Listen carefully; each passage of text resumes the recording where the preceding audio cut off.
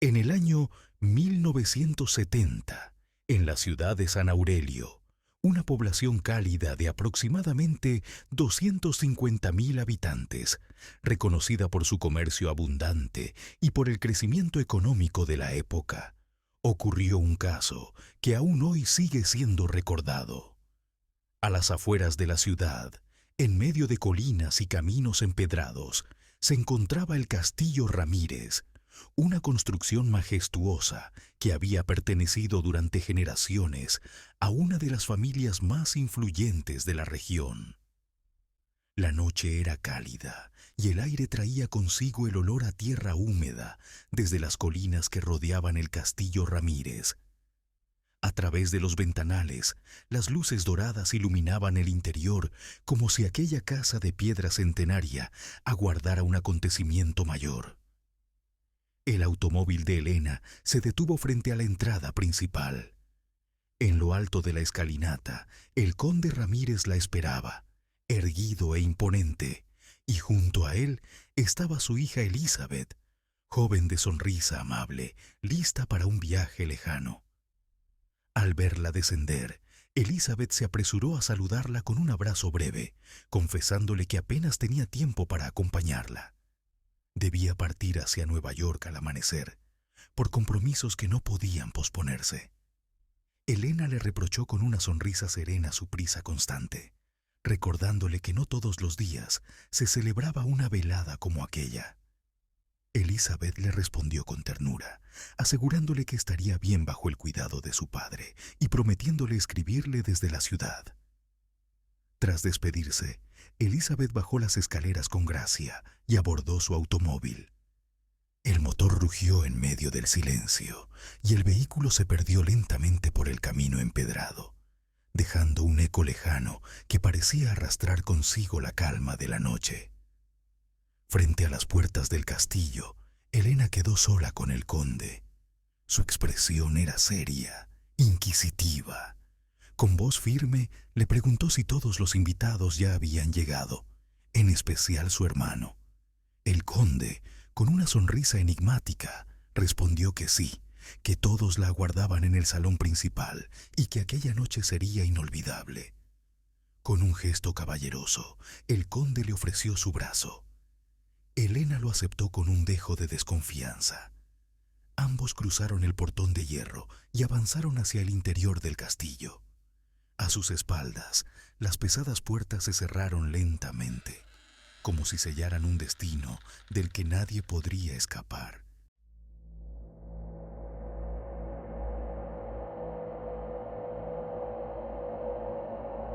El salón principal del Castillo Ramírez resplandecía bajo la luz de los candelabros de cristal. La música de la orquesta llenaba el aire mientras los invitados conversaban animadamente y brindaban con copas de vino. Elena, recién llegada, avanzó entre los asistentes con el porte de quien era reconocida por todos. El primero en acercarse fue Alejandro, su prometido. Vestía impecable, con esa elegancia que siempre lo caracterizaba, aunque sus ojos delataban un temperamento que intentaba ocultar. Le besó la mano, pero la sonrisa fue breve, tensa. Elena, con su habitual franqueza, le devolvió unas palabras que rozaban el reproche. La incomodidad se hizo evidente, y algunos de los presentes no tardaron en notar la frialdad que reinaba entre ellos. A su lado apareció Valeria, la mejor amiga de Elena. Su abrazo fue cálido y prolongado, pero en su mirada había un brillo ambiguo, mezcla de admiración y de algo más profundo, más oscuro. Conversaron sobre viajes y recuerdos compartidos, y Valeria, en un gesto casi teatral, mostró un colgante que pertenecía a Elena, asegurando que lo guardaba como un símbolo de amistad. La heredera sonrió con cortesía, aunque en su semblante se notaba un matiz de incomodidad. Mientras tanto, desde un rincón del salón, el conde Ramírez observaba con atención. No intervino. Se limitó a seguir los movimientos de Elena con esa mirada calculadora que lo caracterizaba. El anfitrión del castillo No necesitaba hablar para hacerse sentir. Su sola presencia recordaba a todos que aquella era su casa y que nada escapaba a su control. En medio del ir y venir de los sirvientes, apareció Sofía, la criada, discreta como una sombra. Se acercó a Elena con una bandeja de copas, bajando la cabeza en señal de respeto. Nadie reparaba en ella, pero sus ojos, atentos y silenciosos, parecían registrar cada detalle de la velada. Elena le agradeció con amabilidad antes de volver a su conversación con los invitados. Finalmente se presentó Julián, su hermano menor. Se notaba nervioso, incómodo entre tanto lujo y tantos ojos encima. Saludó a su hermana con un abrazo corto, casi tímido.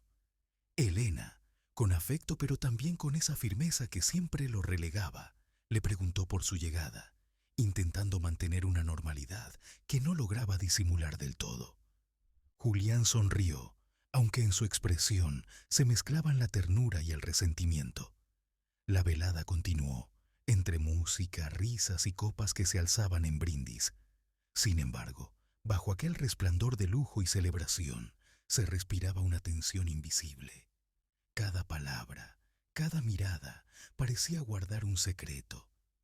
Elena, rodeada por todos, no lo sabía aún, pero aquella sería la última noche que la verían con vida. El ambiente del salón seguía lleno de música y conversaciones, pero Elena, con esa elegancia que siempre la acompañaba, se excusó entre los invitados y se dirigió hacia el lugar donde el conde Ramírez permanecía observando desde un sillón de terciopelo. Con voz tranquila, le pidió un favor sencillo. Necesitaba retirarse un momento para acicalarse y le preguntó dónde estaba el baño más cercano. El conde la escuchó con atención, entrelazando las manos y dibujando en su rostro una sonrisa que no alcanzaba a sus ojos. «Mi estimada Elena», respondió con suavidad, «no es necesario que uses los baños comunes. Este castillo es grande y está lleno de habitaciones, pero ninguna tan adecuada para ti como la mía». Elena lo miró sorprendida y le replicó que no era necesario, que un simple baño bastaría. Pero el conde insistió. «Permíteme ofrecerte mi recámara», dijo con un tono firme, casi paternal. «Está cerca, es más privada y tendrás todo lo que necesites». Elena dudó por un instante.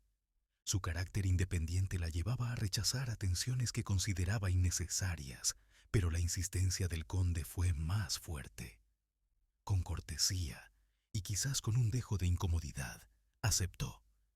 El conde se levantó, apoyándose en su bastón, y con un gesto solemne le indicó que lo siguiera.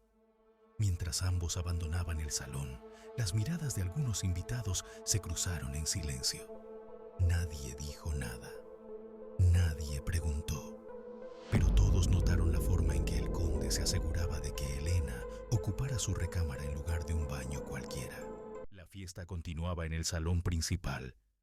Los invitados reían, las copas chocaban con un sonido cristalino y la música seguía envolviendo el ambiente como si nada pudiera perturbar aquella velada. Entre ellos, Sofía, la criada, se deslizaba silenciosa, sirviendo copas de vino con la discreción habitual de quien pasaba desapercibida, aunque sus ojos parecían registrar cada gesto, cada palabra. De repente, un chasquido seco. Las lámparas parpadearon y en un instante la sala quedó sumida en absoluta oscuridad. Hubo murmullos, un par de gritos nerviosos y el sonido de copas que se derramaban en las mesas. El silencio se hizo pesado, denso, apenas roto por las respiraciones agitadas de los presentes. Unos segundos después, la luz regresó. Todo parecía volver a la normalidad. La orquesta, desconcertada, retomó su música. Los invitados, incómodos al principio, hicieron lo posible por reír y fingir calma, convencidos de que solo había sido un fallo eléctrico. Sofía, con el rostro inexpresivo, continuó sirviendo un par de copas más antes de retirarse discretamente del salón. Nadie pareció notarlo. Caminó por los largos pasillos del castillo, oscuros y fríos, hasta llegar a la recámara del conde, donde sabía que Helena había entrado momentos antes. Golpeó la puerta suavemente. «Señorita Helena», llamó con voz baja. Esperó, pero no hubo respuesta. Golpeó una segunda vez, con más fuerza. Silencio. Probó por tercera ocasión, llamando con insistencia. Nadie contestó. La criada empujó la puerta. Esta cedió con un chirrido lento, revelando la penumbra de la habitación. Lo primero que vio fue el reflejo metálico en el suelo.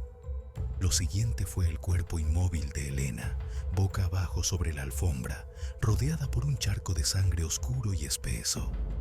La daga sobresalía de su espalda, clavada con precisión mortal. Sofía retrocedió un paso, ahogando un grito. La fiesta seguía resonando a lo lejos, ignorante del horror que acababa de descubrirse en la intimidad de aquella recámara. La heredera, la mujer que todos admiraban y envidiaban, había dejado de existir.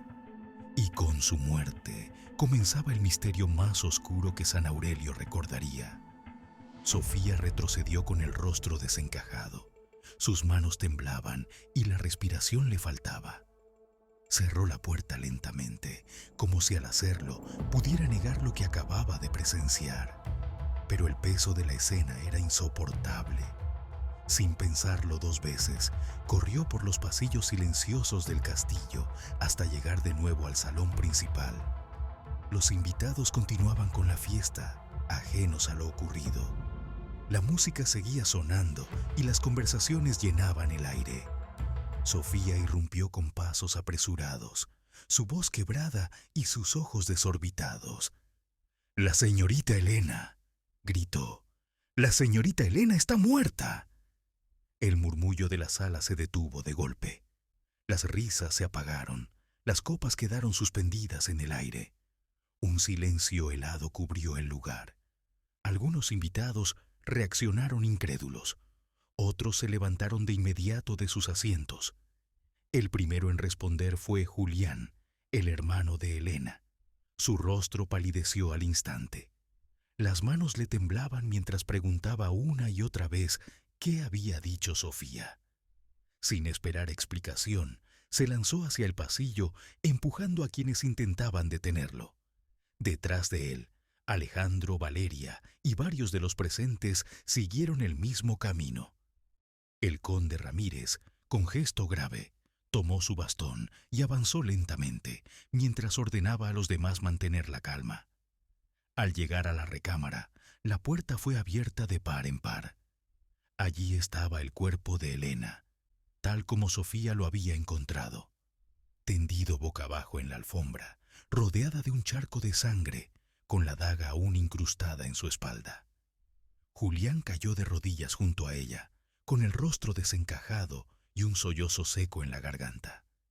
El dolor se le notaba en cada gesto, en cada respiración entrecortada. Los demás, petrificados, contemplaban en silencio. Nadie se atrevía a moverse, nadie encontraba palabras. El lujo del castillo se había transformado en escenario de horror. En esa habitación, la fiesta había terminado para siempre. La imagen de Helena tendida en el suelo abrió un silencio aún más profundo que el de la oscuridad de minutos atrás. Y entonces surgieron las preguntas inevitables. ¿Por qué la mataron? ¿Quién deseaba verla muerta? ¿Quién se beneficiaba con su desaparición? Las miradas se cruzaron en la habitación. Cada rostro se volvió sospechoso. Y mientras su hermano Julián lloraba desconsolado, los demás parecían fríos, casi indiferentes. Había en sus expresiones un matiz inquietante, una satisfacción apenas oculta. En aquel instante quedó claro. Todos tenían un motivo. Todos, de una forma u otra, habían deseado la muerte de Helena. ¿Pero quién fue Helena? Helena de la Vega nació en 1943 en la ciudad de San Aurelio, en el seno de una de las familias más influyentes de la región. Su padre, Don Fernando de la Vega fue un empresario visionario que expandió el comercio agrícola y consolidó haciendas productoras de caña y café que abastecían gran parte del país. Era respetado en la sociedad, pero también tenía rivales poderosos debido a su éxito y a su carácter férreo en los negocios. Su madre, doña Beatriz Ramírez, provenía de una familia aristocrática venida a menos, pero conservaba una gran reputación social. Inteligente y culta, se dedicó a mantener el prestigio de la familia y fue una pieza clave en el ascenso social de los de la Vega. Desde la infancia de Elena y su hermano Julián, el conde Ramírez estuvo presente como amigo cercano de su padre. Visitaba con frecuencia la casa familiar y mantenía una relación estrecha con don Fernando, convirtiéndose en una figura conocida y respetada en el entorno de los hermanos desde que eran apenas unos niños. La infancia de Elena estuvo marcada por el lujo, pero también por la tragedia. A los 17 años perdió a su madre en circunstancias sospechosas. Beatriz fue hallada muerta en la biblioteca del Castillo Ramírez tras haber ingerido un té con veneno. El caso nunca se resolvió por completo. Oficialmente se habló de un accidente, pero los rumores siempre apuntaron a que alguien cercano había planeado su muerte. 2 años después, su padre falleció en un accidente automovilístico. El vehículo perdió el control en una curva peligrosa y se precipitó al vacío. Sin embargo, una investigación posterior reveló que los frenos habían sido manipulados. Don Fernando había sido víctima de un atentado cuidadosamente disfrazado de accidente. Estas muertes dejaron a Elena y a su hermano Julián como los únicos herederos de una fortuna millonaria, pero también como los últimos sobrevivientes de una familia marcada por el misterio y la desgracia. Quizás por ello, Elena desarrolló un carácter fuerte, desconfiado y directo. Desde joven, asumió las riendas de los negocios familiares y se convirtió en una mujer respetada, aunque temida por quienes la rodeaban. La llamaban la heredera de hierro, porque jamás perdonaba una traición y porque no se dejaba manipular por nadie. No obstante, esa fuerza la convirtió en un blanco, admirada por su belleza e inteligencia, pero odiada en silencio por quienes veían en ella un obstáculo. Elena no solo llevaba el peso de una gran fortuna, sino también el de una historia familiar envuelta en muertes inexplicables que parecían anunciar que su destino también estaría marcado por la tragedia. La atmósfera en la recámara era insoportable. El cuerpo de Elena seguía tendido en la alfombra, inmóvil, con la daga aún brillando bajo la luz de la lámpara. Nadie parecía atreverse a acercarse. Fue entonces cuando el conde Ramírez, con el semblante grave, tomó el teléfono de la mesita y, con voz firme, pidió a la policía que se presentara en el castillo de inmediato. Hizo especial énfasis en que enviaran también a un detective experimentado. No pasó mucho tiempo antes de que llegara el detective Salazar. Su figura se abrió paso entre los invitados, con paso lento y mirada calculadora. Apenas cruzó el umbral del salón, levantó la voz con autoridad. «Nadie puede abandonar el castillo. Entre ustedes está el asesino». Los murmullos se elevaron al instante. Alejandro, con voz temblorosa, preguntó: «¿Cómo puede asegurarlo? Todos estábamos en el salón cuando ocurrió». Salazar lo miró con frialdad y respondió: «Porque la puerta principal estaba cerrada desde dentro. Nadie pudo entrar ni salir. El culpable está aquí». La tensión en el salón creció como un fuego imposible de contener. Los murmullos se transformaron en acusaciones directas. Todos comenzaron a culparse entre sí. Fue Valeria quien levantó la voz primero, con un gesto de indignación. «No lo olviden. Fue el conde quien insistió en que Elena usara su habitación. No es demasiada coincidencia. El conde Ramírez con el rostro rojo de furia, respondió de inmediato: «No sea ridícula. ¿Acaso no ven mi pierna? Desde mis días en la guerra cargo con esta maldición. Apenas puedo caminar sin bastón. ¿Cómo podría yo cometer semejante crimen?». El murmullo se detuvo un instante. Todos miraron al hermano de Elena, Julián, que habló con voz quebrada, confirmando lo dicho. «Es cierto, desde que éramos niños ya cojeaba. Elena y yo lo recordábamos siempre». Valeria, aún indignada, replicó: «Eso es absurdo. Estábamos lejos de la recámara, nadie tuvo oportunidad». Antes de que Salazar pudiera responder, Julián, con lágrimas en los ojos y voz rota por el dolor, levantó la voz: «No. Cuando se fue la luz hubo tiempo, el suficiente para que alguien saliera del salón, llegara a la habitación de mi hermana, la matara y regresara como si nada hubiera pasado». Un silencio pesado cayó sobre todos. Nadie replicó. Nadie se atrevió a moverse. En aquel instante, todos comprendieron que, en efecto, cualquiera podía ser culpable. Invitados y sus intenciones.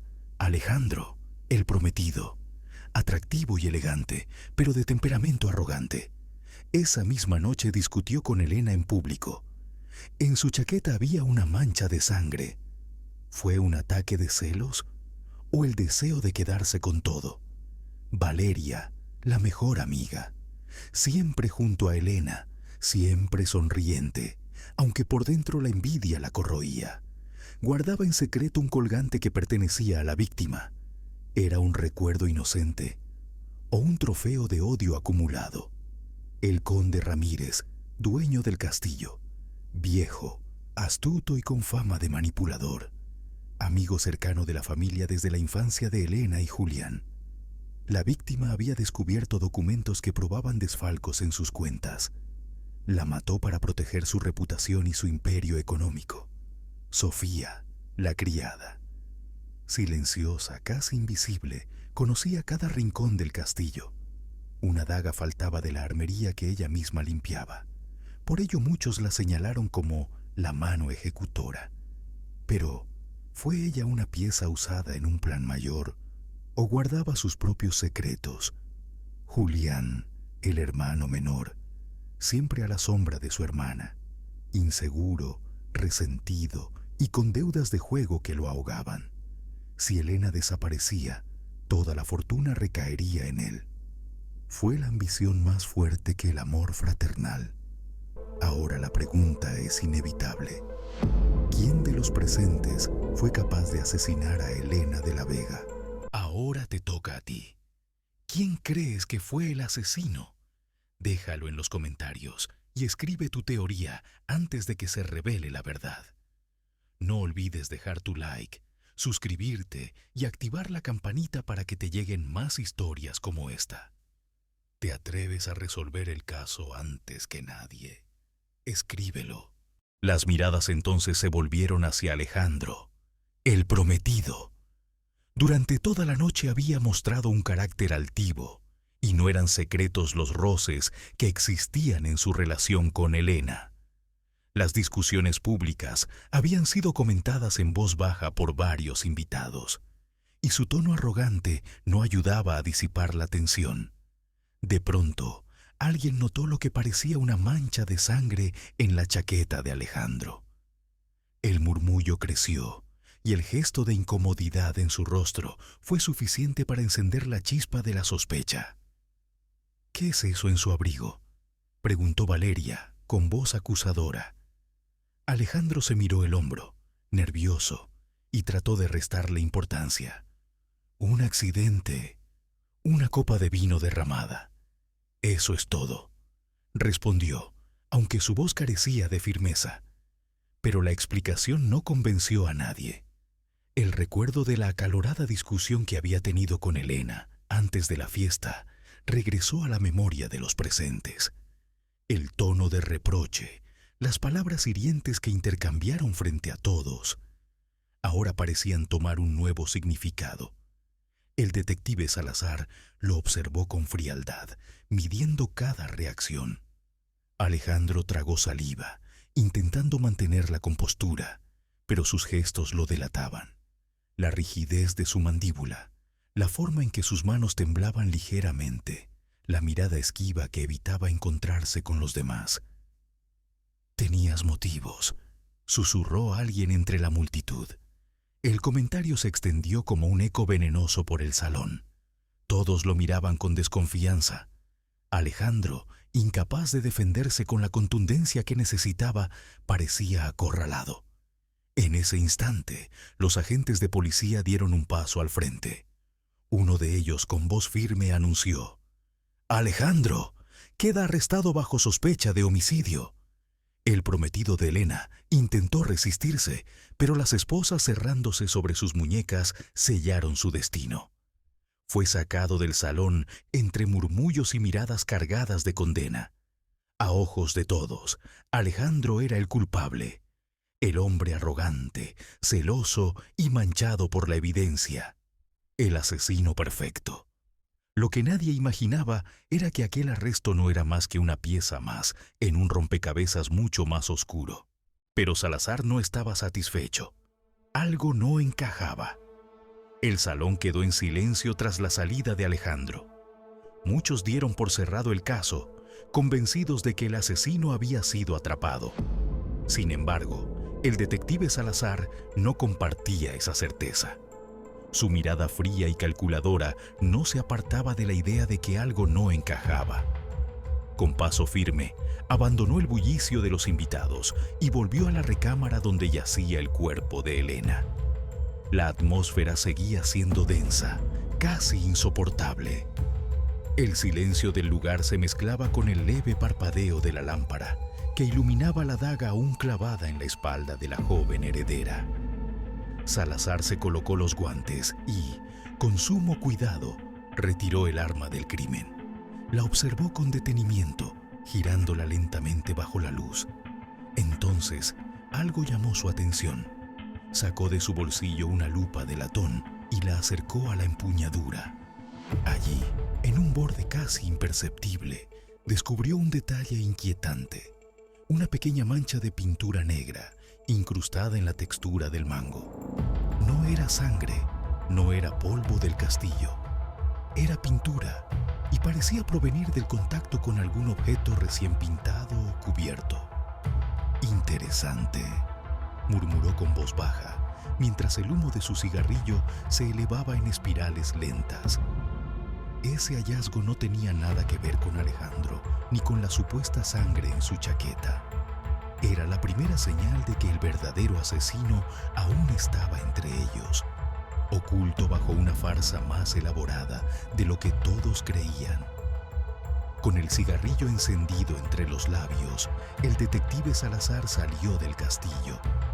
La brisa nocturna era fría y el empedrado húmedo de las afueras crujía bajo sus pasos. El humo se mezclaba con la neblina ligera que cubría el terreno. Avanzó unos metros y entonces lo vio. Unas huellas de neumáticos frescas marcadas en el barro. Se inclinó para examinarlas con detalle. No correspondían a ninguno de los vehículos de los invitados estacionados en la entrada principal. Estas lo guiaban hacia la parte trasera del castillo. Siguió el rastro con calma y pronto se topó con una silueta oscura cubierta por una pijama negra que ocultaba por completo un automóvil.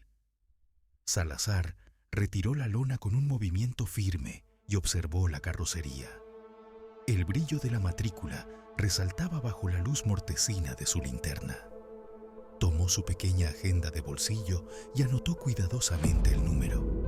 Luego, volvió a cubrir el auto con la misma tela negra, como si nunca hubiese estado allí. Fue entonces cuando algo llamó su atención. A pocos pasos, casi escondida entre los muros de piedra, se encontraba una pequeña puerta de madera. El pomo brillaba con un resplandor inusual. Salazar se acercó, tocó la superficie y confirmó sus sospechas. Estaba recién pintado de negro. Encendió otro cigarrillo, tomó aire y empujó la puerta. El acceso reveló un pasaje secreto, estrecho y húmedo, que parecía haber sido usado en más de una ocasión. Sus pasos resonaban en el túnel mientras avanzaba con la linterna en alto. El humo de su cigarrillo se mezclaba con el aire viciado del pasadizo, marcando su camino. Tras unos minutos llegó al final. Empujó un panel oculto y al salir, la verdad se reveló ante sus ojos. El pasaje desembocaba directamente en la habitación del conde Ramírez, el mismo lugar donde Elena había sido asesinada. El detective Salazar regresó al salón principal con paso firme. Los invitados lo observaron en silencio, nerviosos. El humo de su cigarrillo flotaba en el aire como un presagio oscuro. Sin decir palabra, comenzó a interrogar a cada uno de los presentes. Sus preguntas eran rápidas, cortantes, como cuchilladas que buscaban la grieta en cada testimonio. Tras una hora de tensión insoportable, los reunió nuevamente frente a la chimenea encendida. Los ojos de todos estaban fijos en él. Salazar habló con calma, pero con una voz que pesaba como plomo. El asesino nunca estuvo en este salón, al menos no en el momento del asesinato. El silencio se quebró cuando Julián, el hermano de Elena, entre sollozos preguntó: ¿Cómo que no estaba aquí? Entonces, ¿dónde estaba? ¿Dónde esperaba? Salazar clavó su mirada en él. En una cámara secreta. El detective continuó su explicación. El asesino fingió abandonar el castillo, pero nunca se marchó. Su vehículo fue ocultado en la parte trasera, bajo una lona negra. Desde allí, tuvo acceso a un pasadizo secreto que conduce directamente a la habitación del conde. Y usted, conde Ramírez, sabía perfectamente que su hija estaba escondida en ese lugar.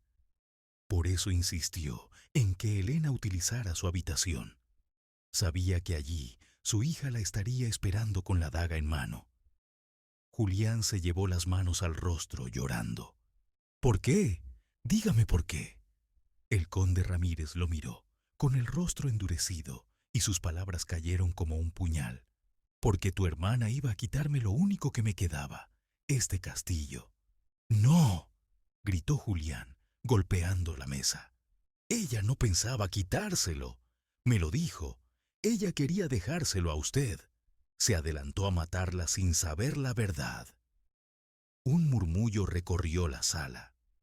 Fue entonces cuando Valeria dio un paso al frente y preguntó con incredulidad: ¿Y cómo supo, detective, que fue Elizabeth? Si usted no estaba aquí cuando ella fingió marcharse. Salazar aspiró profundamente su cigarrillo y respondió con frialdad: Porque durante los interrogatorios, la criada Sofía me confesó algo que pasó inadvertido para todos. Elizabeth aún estaba en el castillo cuando Elena llegó esa noche. Fingió despedirse y aparentar un viaje, pero en realidad nunca salió. Ese detalle, sumado al pasadizo secreto, me dio la certeza de que ella fue la asesina. El detective sacó la daga envuelta en un paño y la levantó. Además encontré un rastro de pintura negra en la empuñadura, la misma pintura fresca que tenía el pomo de la puerta trasera. Elizabeth utilizó ese pasaje secreto para llegar a la recámara y asesinar a Elena. Julián, aún temblando, preguntó en voz baja: ¿Y dónde está ahora Elizabeth? El detective exhaló una nube de humo antes de contestar. En estos momentos, está siendo arrestada en el aeropuerto justo antes de abordar un vuelo a Nueva York. Esa era su coartada perfecta: escapar y fingir que nunca estuvo aquí. Un silencio sepulcral se apoderó de todos, pero Salazar aún no había terminado. «Y hay algo más», añadió mirando fijamente al conde. «Usted no solo es culpable de haber inducido a su hija a este crimen, también está detrás de la muerte de los padres de Elena y Julián. La madre envenenada, el padre en un accidente manipulado. Todo para quedarse con la fortuna de los de la Vega». Julián cayó de rodillas, destrozado. Nadie dijo una palabra más. Al día siguiente, la policía liberó a Alejandro, el prometido de Elena. Su arresto había sido un error. Salió de la comisaría con el rostro marcado por la rabia y la humillación, pero libre al fin de una acusación que casi lo condena para siempre. El caso de Elena de la Vega llegaba a su desenlace. La verdad, aunque dolorosa, había salido a la luz. Las rejas del penal resonaban con un eco metálico cada vez que se cerraban. En una celda oscura, el conde Ramírez permanecía sentado sobre el catre, con el rostro hundido entre las manos. Su porte altivo se había desmoronado. Ya no quedaba nada del hombre que alguna vez controló tierras, negocios y voluntades. A pocos metros, en otra celda separada, estaba su hija Elizabeth. Miraba fijamente la pared, en silencio, con los ojos enrojecidos. La joven que fingió un viaje a Nueva York ahora cargaba sobre sus hombros el peso de un crimen imperdonable. El pasillo olía a humedad y a cigarrillo. Apoyado contra la pared, con el sombrero ladeado y el gesto imperturbable, estaba el detective Salazar. Encendió un cigarrillo y dejó que el humo se elevara lentamente, como si el aire mismo necesitara llevarse el veneno que había quedado tras aquella investigación. La codicia, murmuró en voz baja, siempre termina por devorarlo todo. Los carceleros cerraron las puertas y la escena quedó en penumbra. Si lograste acertar en esta historia, entonces descubriste que la verdadera asesina fue Elizabeth. La pista decisiva estuvo en la insistencia del conde para que Elena utilizara su habitación, un detalle que parecía insignificante, pero que escondía la verdad. Recuerda siempre, en estas historias, todos los personajes cuentan. Aunque no aparezcan en la lista principal de sospechosos, cada uno puede ocultar un secreto. Gracias por acompañarnos hasta el final de El asesino de la daga. Nos vemos en la próxima historia y no lo olvides. El verdadero valor no está en las riquezas que poseemos, sino en la lealtad y la honestidad que defendemos.